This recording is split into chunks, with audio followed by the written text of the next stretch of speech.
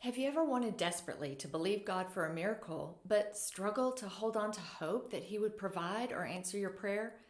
That's what we're going to be talking about in today's video, all about the widow of Zarephath in the Bible.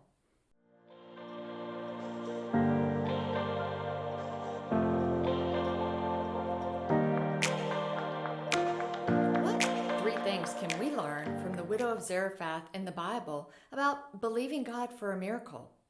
The widow's story can be found in 1 Kings chapter 17, verses 7 through 24. I hope you'll take the time to go read her fascinating story, but be sure and come back to this video and stick with me till the end because I'm going to be sharing some more free resources that I think you're going to love if you like studying about women in the Bible. God instructed Elijah to move to Zarephath, and he told him that he was going to meet a widow there that would feed him. So when Elijah came across this widow, he asked for a bite of bread, but the widow told him she didn't have any bread in the house. She only had enough flour and oil left to make one more meal for her and her son. Then they were going to die. It was a desperate time. So I'm sure she was a little shocked when Elijah said to her to go ahead and make some bread for him first and then to make something for her and her son.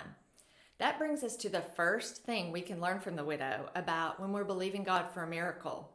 She was down to her last drop of oil before God provided. So many times in our lives, we feel like we're at the end of our rope. We're in desperation because we've been praying and things are getting worse and God hasn't answered our prayer. But it's in those times that God beckons us to trust Him, to continue believing for Him, and He will provide in a way beyond our understanding. I love how Elijah responds to the widow in verse 13 when he says, "Don't be afraid." The verse goes on to say, "Go ahead and do just what you've said, but make a little bread for me first. Then use what's left to prepare a meal for yourself and your son." Verse 14 says, "For thus says the Lord, the God of Israel, the jar of flour shall not be spent, and the jug of oil shall not be empty until the day that the Lord sends rain upon the earth." That brings us to the second thing we can learn about believing God for a miracle, and that is God only gave the widow of Zarephath enough for that meal, then the next, then the next. I don't know about you, but sometimes I like to see the big picture. And so when I'm praying to God, I don't see the answer that's right in front of me. But so many times God will give us something that we need, whatever it is, to meet our needs for that day, then the next day, and then the next, so that each morning we can wake up with renewed trust in Him each day to provide instead of relying on our own strength, which I've been guilty of doing. Verse 15 says, "And she went and did as Elijah said, and she and her household ate for many days." The third thing we can learn from the widow's story about believing God for a miracle is that in those desperate times, God gives us opportunities to grow our faith.